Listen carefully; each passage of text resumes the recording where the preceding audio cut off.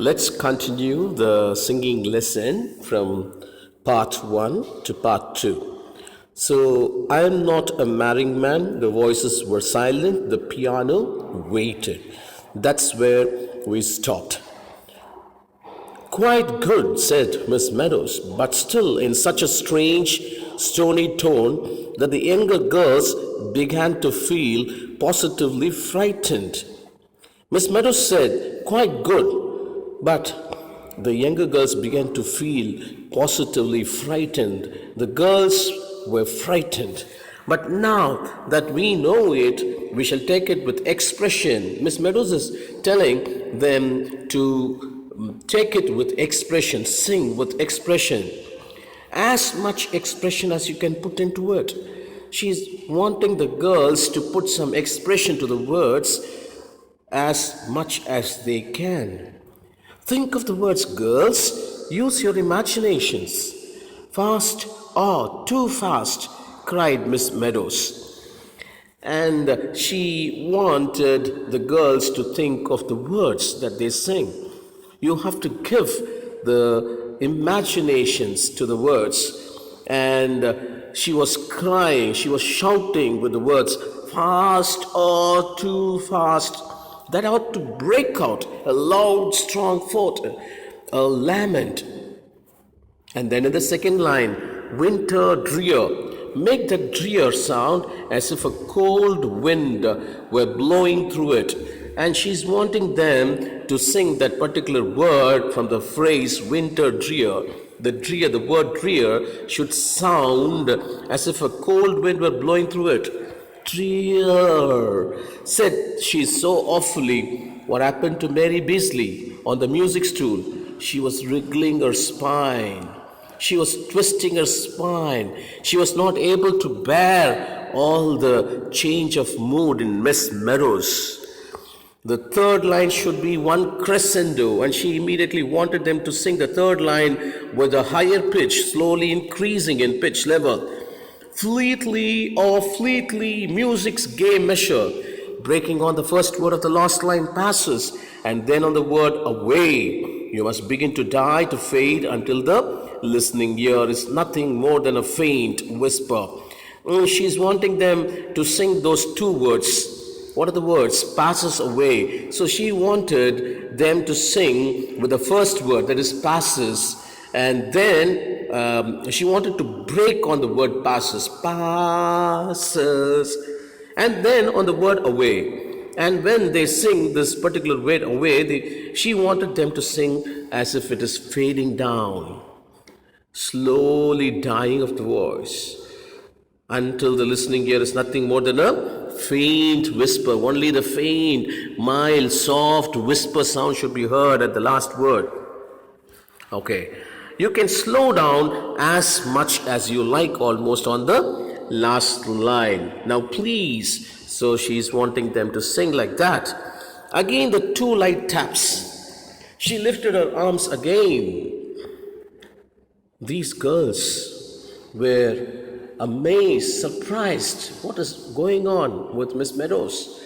She's wanting them to sing this lament again and again, and with a lot of instructions.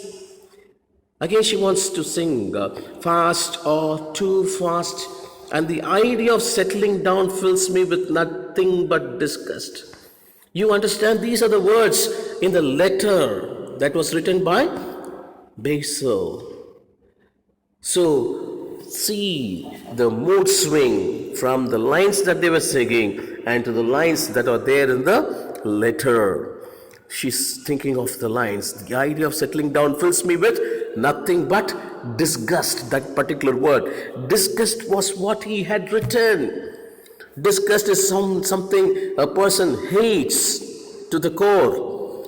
That was as good as to say their engagement was definitely broken off. If he had written the word disgust, it means their engagement is almost broken off. Broken off, their engagement. People had been surprised enough that she had got engaged. But when she got engaged, people were surprised. People were surprised enough that she got engaged. But now the breaking of the voice, the breaking of the engagement. The science mistress would not believe it at first, but nobody had been as surprised as she. The first person to be surprised and would not believe was science mistress. Why? Because Miss Meadows was 30 and Basil was just 25. And it had been a miracle, simply a miracle, to hear him say as they walked home from church that very dark night, somehow or other, I've got fond of you. And he had taken hold of the end of her ostrich feather bow, passes away from the listening ear. And she was thinking what had really happened when they were walking home from church at that dark night. He said something like this, I've got fond of you. And when he said these words, he had taken hold of the end of her ostrich feathered bow. He touched the feather bow of Miss Meadows and he said these words. What is that words? What are those words? I've got fond of you, that he was got fond of Miss Meadows. All these thoughts come flowing in her mind, and immediately the lines of the song that the girls were singing passes away from the listening ear. So the swing of mood from the song and from the words and to the words of the letter. And suddenly when she comes back to normal, she says, repeat, repeat, said Miss Meadows. More expression, girls, once more. Fast or too fast. The older girls were crimson. They became red in color. Their faces became red. Some of the younger ones began to cry. Big spots of rain blew against the windows, and one could hear the willows whispering. And when she said, fast or too fast, once more, the girls, their faces became red. The younger ones began to cry, and big spots of rain blew against the windows, and one could hear the raindrops on the trees whispering. Suddenly, coming back to the words of the letter, not that I do not love you. These words from the letter, from the lines of the song to the lines of the letter. But she says, she's thinking, but my darling, if you love me, thought Miss Meadows, I don't mind how much it is. Love me as little as you like. She's wanting Basil to love her as little at least as he likes. But she knew he did not love her. How can she say these words? Not to have cared enough to scratch out that word disgust so that she couldn't read it. See, when he wrote that lines on the letter, he scratched that particular word disgust, but he was not careful enough to erase it properly, just a line scratch. If he had thought of Miss Meadows' feeling, he could have scratched it completely so that she would not read it. But he did not do it. With that, she comes to know, or she knew, that he did not love her. Suddenly, the lines of the song, soon autumn yields unto winter drear. Again, she's coming back to the reality. She would have to leave the school too. She could never face the science mistress or the girls after it got known. They were surprised that Basil and Miss Meadows got engaged, but now the engagement is going to be broken. And if people in the school, especially science mistress and the other girls, if they come to know what will happen, she would have to leave the school. That's something very disappointing. You have to disappear somewhere. Passes away, the voices began to die, to fade, to whisper, to vanish.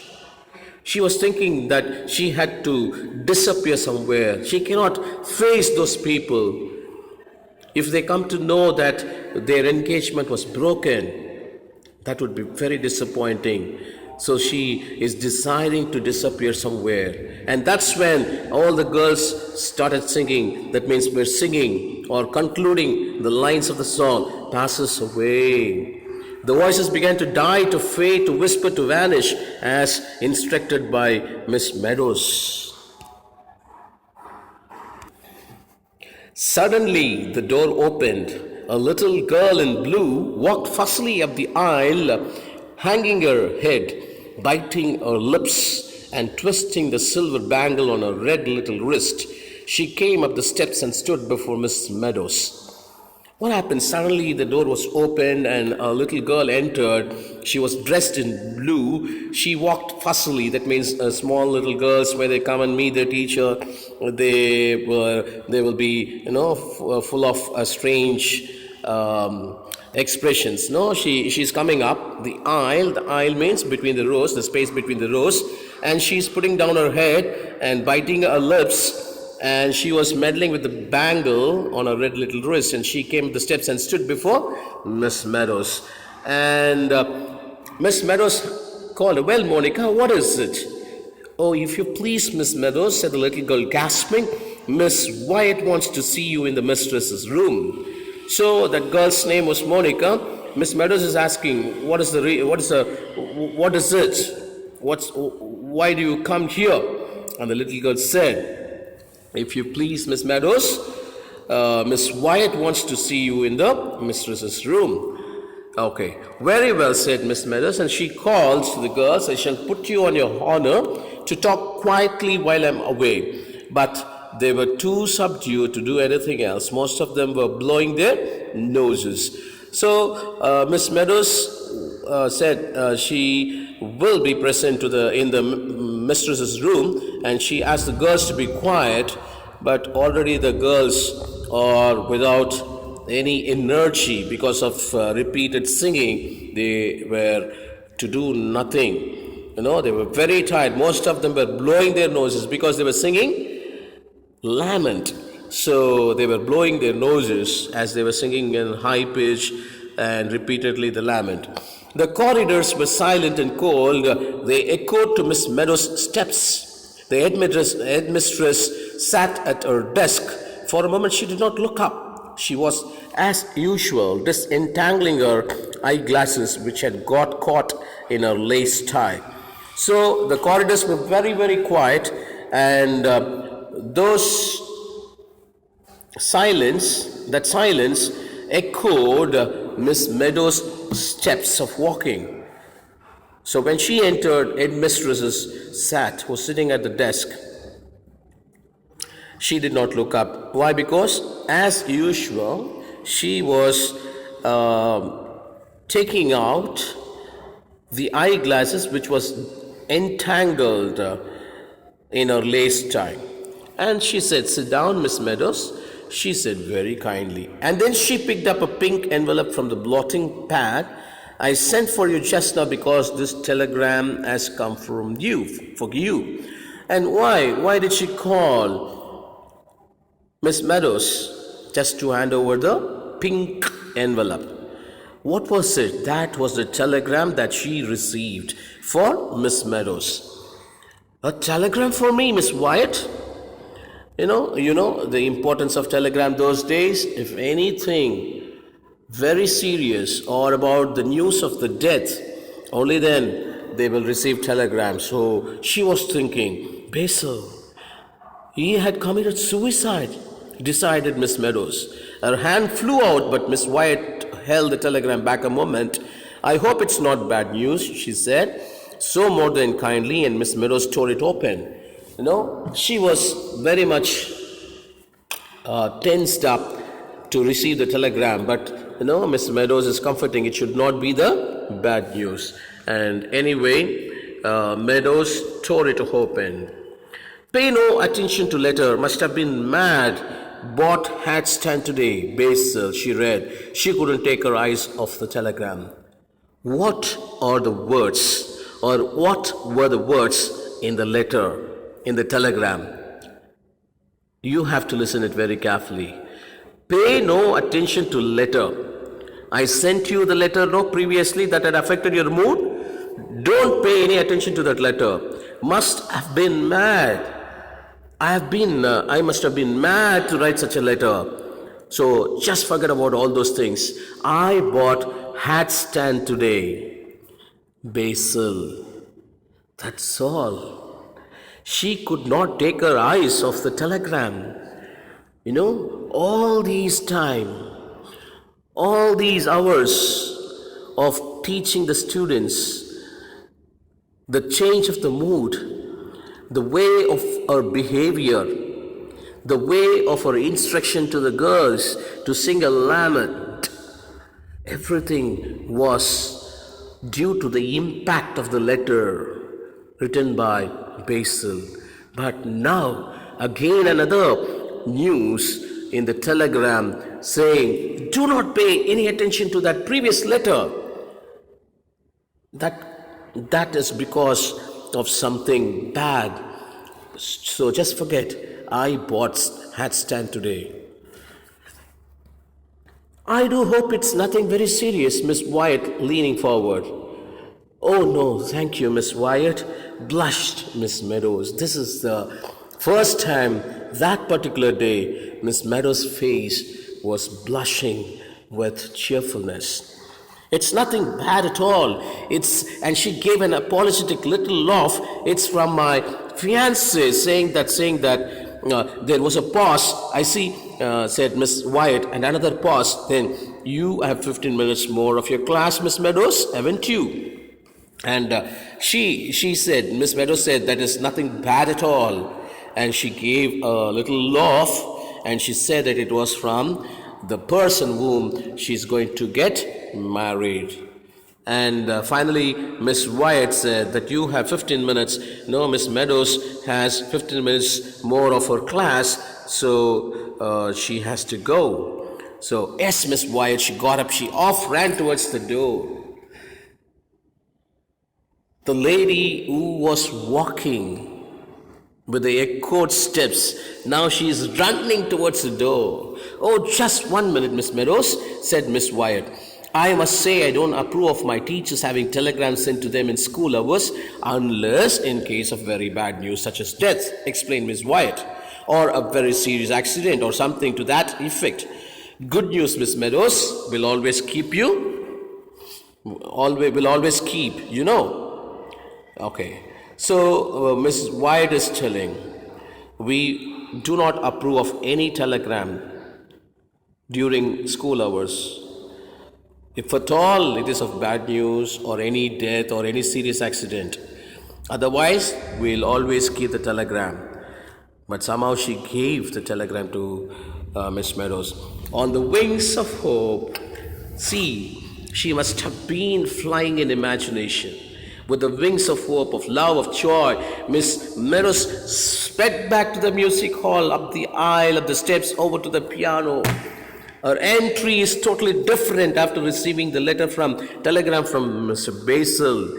Now, instead of saying page 14, she again says as usual, page 32, Mary. She said page 32 and picking up the yellow chrysanthemum, which she objected and she neglected. She didn't make note of that when she was affected in her mood. She took that particular chrysanthemum, yellow chrysanthemum, which was bought by Mary. She held it to her lips to hide a smile. She was smiling, she was feeling very shy and she was hiding her lips and her smile. Then she turned to the girls, wrapped with a baton. Page 32, girls, page 32.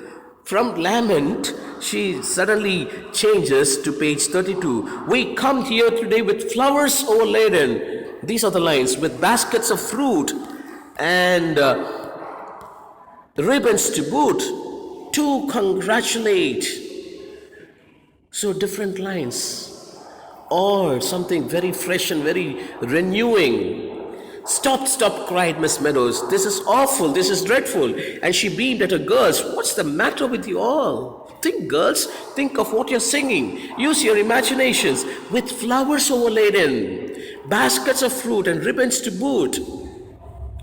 So now, one could see a different person in Miss Meadows after receiving the telegram of happy news from her fiancé. And she's asking the girls, what is the matter with you all? Actually, nothing happened to the girls.